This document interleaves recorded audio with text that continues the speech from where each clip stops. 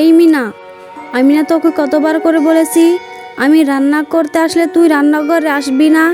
তুই কেন রান্নাঘরে এসেছিস? তোর কোনো দরকার নেই।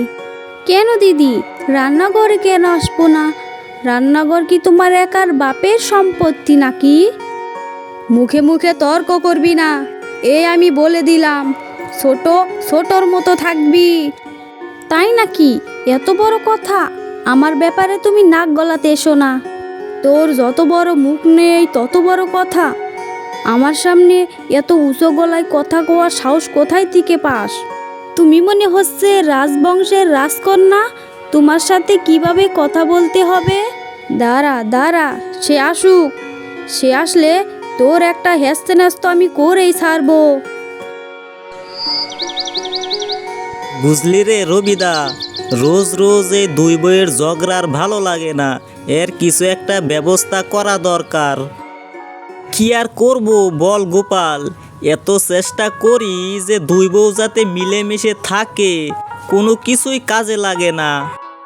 বুঝলি রে রবিদা, আমার মনে হয় সংসার আলাদা করলে যদি ঝগড়া থামতো তাহলে মনে হয় ভালো হতো।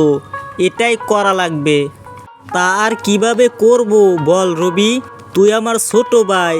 ছোটবেলায় বাবা তোকে আর আমাকে কত কষ্ট করে মানুষ করেছে, আর এখন যদি বইয়ের কারণে দুইজন আলাদা হয়ে যায় সেটা কেমন হবে বল? হ্যাঁ, তুই তো ঠিকই বলেছিস গোপাল, কিন্তু দেখ, সারাদিন কাজ করে বাড়ি গিয়ে যদি শান্তি মতো না থাকতে পারি তাহলে কেমন হয়?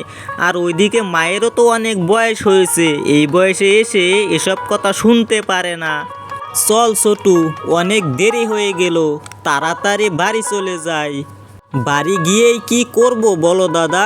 আবার তো ওই দুই বইয়ের চেঁচামেচি শুনতে শুনতে অশান্তি হয়ে যাব। ঠিক আছে, চলো তাড়াতাড়ি, না হলে আবার বাড়ি গিয়ে দেখা যাবে দুই বইয়ে ঝগড়া লেগে অশান্তি বেঁধে আছে।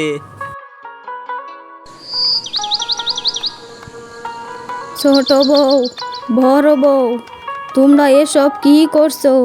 এটা একটা ভদ্রলোকের বাড়ি। ভদ্রলোকের বাড়িতে এসব কিন্তু মানায় না। আমি কি করলাম মা? ছোট বউই তো আগে গিয়ে এসে ঝগড়া বাজিয়ে দিল। আমার তো কোনো দোষ নেই। ও মা, তাই নাকি? এত বড় মিথ্যে কথা! তোমার মুখ ভরে তো শুধু মিথ্যে কথা আর মিথ্যে কথা। তুমি তো আগে গেছে আমার সঙ্গে ঝগড়া বাজালে। তোমার তো ঝগড়া না করলে সারাদিন ভালো মতে কাটেই না। সেই জন্যই তো তুমি আগে আগে আমার সঙ্গে ঝগড়া করতে চলে এসো। মুখ সামলে কথা বলছি। তুই একদম আমার দোষ দিবি না। তুই ঝগড়া করে আমার দোষ দিতে এসেছিস। বাবা, কি হয়েছে তোমাদের? আমার সামনেই তোমরা আবার ঝগড়া করলে।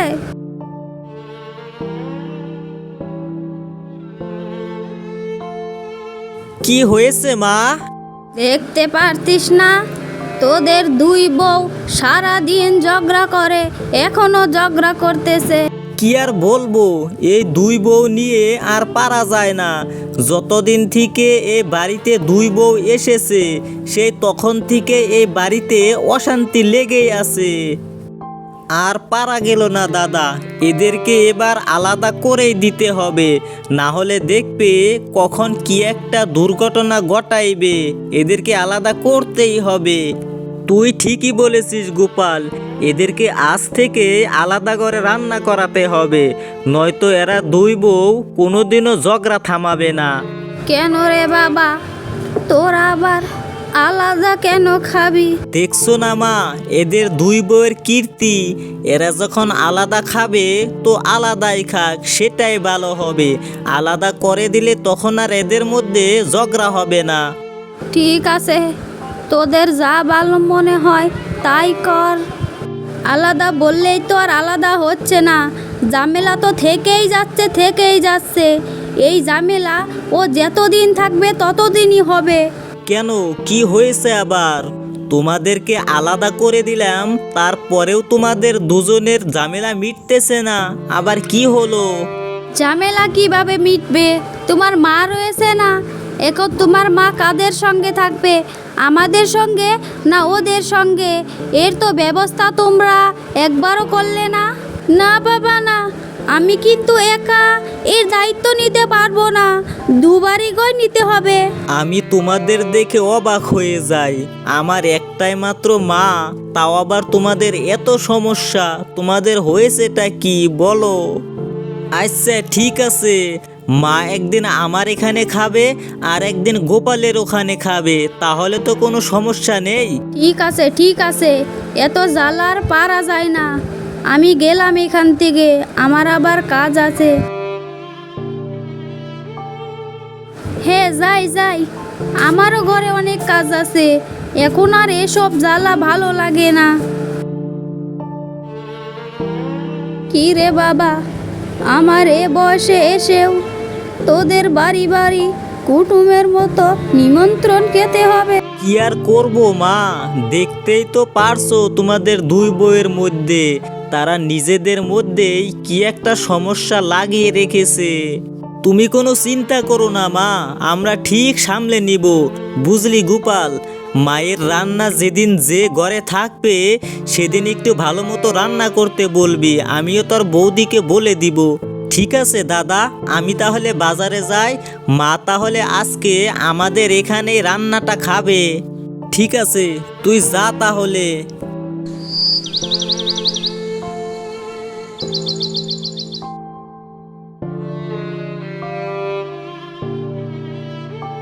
কোথায় গেলে গো গিন্নি? এদিকে এসো তাড়াতাড়ি, আমার হাত থেকে বাজারটা নিয়ে যাও। আরে দাঁড়াও দাঁড়াও, এত চেঁচাচ্ছ কেন? আসতেছি। আরে তা এত বড় মাছ, এত বড় মাছ কোথা থেকে নিয়ে আসলে? আজকে মা আমাদের এখানে খাবেন, তাই বাজারের সব থেকে বড় মাছটি কিনে আনলাম। ডং দেখে আর বাসি না। আমার মা আসলে তো পুঁটি মাছ ছাড়া আর কিছুই নিয়ে আসো না, আর তোমার মা খাবে বলে এত বড় মাছ নিয়ে এসেছো।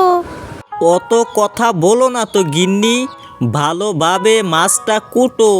সন্ধ্যার আগে মাছটা রান্না করে শেষ করতে হবে। হ্যাঁ কুটতেছি কুটতেছি, এত চেঁচিও না। ওনার মা ভাত খাবে আর আমার যত জ্বালা। কুটতেছি, এত চেঁচিও না তো।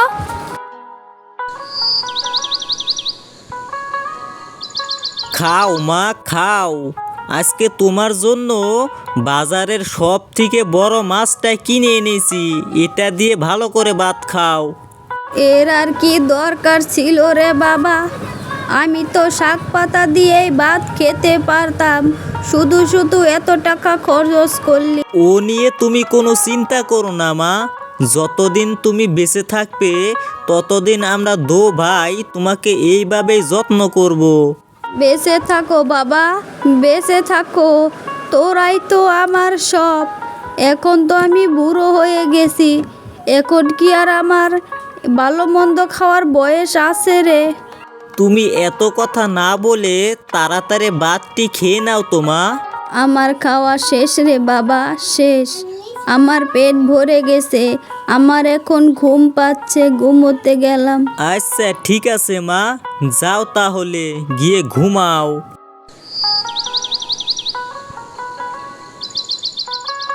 মা, তোমার জামাইকে সেই কখন পাঠিয়েছি বাজারে মাছ মাংস আনার জন্য। আমার ভাত রান্না হয়ে আসলো, এখনো তোমার জামাইয়ের খবর নেই। এত দেরি করছে, কখন রান্না করব? তোমার তো আবার অনেক খিদে পেয়েছে।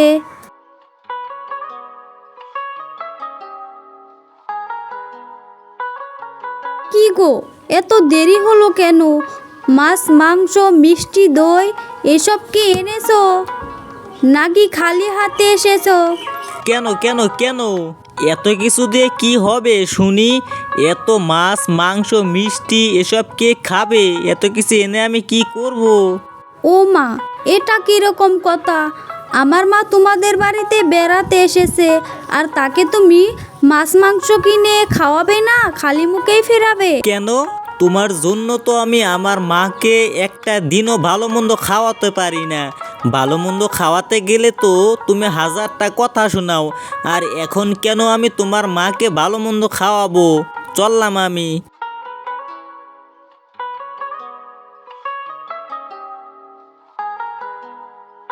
দেখিছো মা, দেখিছো তোমার জামাই কেমন করে? জামাই বাবা তো ঠিক কথাই বলেছে। আমি কি তোকে এ শিক্ষা দিয়েছিলাম? আমি তোকে বলিনি শাশুড় শাশুড়িকে ভালো করে যত্ন করবি? শাশুড় শাশুড়ি আসল বাবা মা, এটা তুই বুঝতে পারিসনি? আসলেই তো মা, আমার অনেক ভুল হয়েছে। আমাকে তুমি ক্ষমা করে দাও, আমার এরকম করা ঠিক হয়নি। আমি তোকে কি মাফ করবো রে মা? তোর যদি সত্যি মাপ চাওয়ার ইচ্ছে থাকে তাহলে তোর শাশুড়ির বুগলে যা, তোর শাশুড়ির সামনে ক্ষমা চা। হ্যাঁ মা, তুমি ঠিকই বলেছো, আমি আমার শাশুড়ির সঙ্গে মাপ চেতে যাব।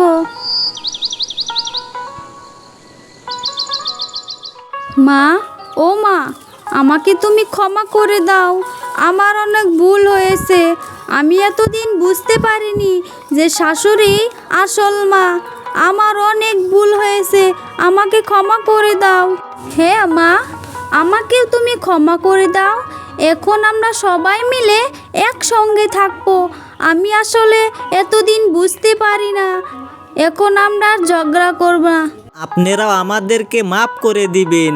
আপনারা এই বাড়িতে আসবেন আমরা জেনে, আমরা দুই ভাই মিলে চুক্তি করে এরকমটা করেছি যাতে আমাদের দুই বউয়ের উচিত শিক্ষা হয় আর তারা যাতে তার ভুল বুঝতে পারে, সেই জন্য আপনার সঙ্গে এরকমটা করেছি।